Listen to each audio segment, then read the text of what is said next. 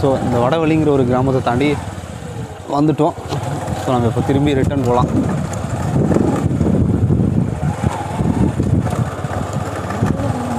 அதன் வழியே தான் போகணுங்க. சரி, அப்படியே வீடு எடுங்க. ஸோ அப்போ வந்து நம்ம வடவழிங்கிற கிராமத்தை நம்ம அப்படியே இந்த பகுதியில் இருக்கக்கூடிய ஒரு இடத்த நம்ம பார்த்தோம். இனி அந்த சைடில் பார்த்திங்கன்னா வடவழியில் வந்து அந்த புறமும் மக்கள் இருக்காங்க. அந்த இடத்தையும் நம்ம பார்க்க போகிறோம். என்னடா வடவழிங்கிற ஒரு கிராமத்தை பற்றி பேசும்போது இந்திய பொருளாதாரத்தை பற்றி பேசுகிறான்னு நினைக்க வேணாம். திரும்பவும் அதை நான் சொல்கிறேன்.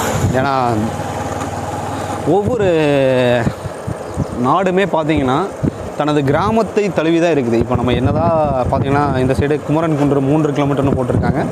அந்த பகுதியில் பார்த்திங்கன்னா காரமடை 8 கிலோமீட்டர்னு போட்டிருக்காங்க. சரிங்களா? நான் எதுக்கு சொல்ல வரேன்னா, ஒவ்வொரு கிராமமுமே பார்த்திங்கன்னா இந்தியாவினுடைய முதுகெலும்பாக இருக்குது. அந்த முதுகெலும்பில் இருக்கக்கூடிய ஒரு எலும்பு நமக்கு ப்ராப்ளம் ஆனாலே நம்மளால் வந்துட்டு வலி தாங்க முடியாது. அதுபோல தான் இந்தியாவினுடைய நாட்டினுடைய முதுகெலும்பான கிராமப்புறத்தை நாம் மேலும் மேலும் வளர்த்தால் மட்டுமே எல்லா பகுதியிலும் நம்ம வந்து ஒரு வளர்ச்சி அடைய முடியும். நார்மலாக பார்த்திங்கன்னா இது வந்து சுடுகாடு பார்த்திங்கன்னா தெரியும். சமாதிங்க, அவங்க தனியாகவே ஒரு சமாதி மாதிரி ஏற்பாடு பண்ணியிருக்காங்க. நீங்கள் வந்து இந்த கோவில் நீங்கள் பார்த்தீங்கன்னா தெரியும். அந்த கோவில் வந்து அந்த கோவிலை காட்டுங்க. ரொம்ப மிகவும் பெரிய கோயிலாக இருக்குது.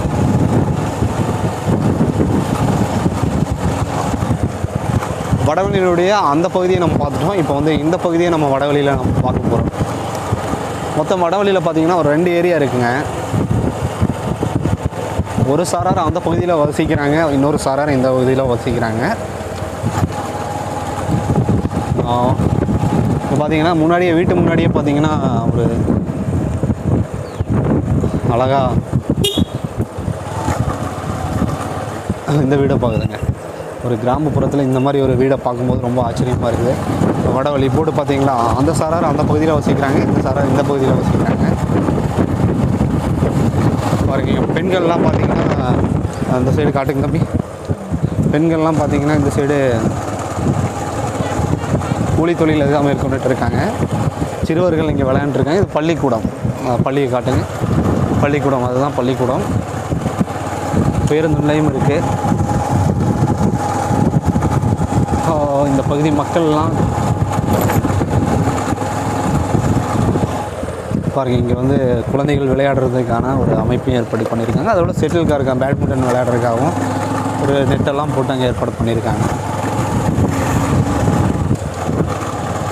நம்ம வந்துட்டு இப்போ வடவழிங்கிற அந்த கிராமத்தை வந்து நம்ம ஒரு அளவுக்கு அலாசிட்டோம்னு நினைக்கிறேன்.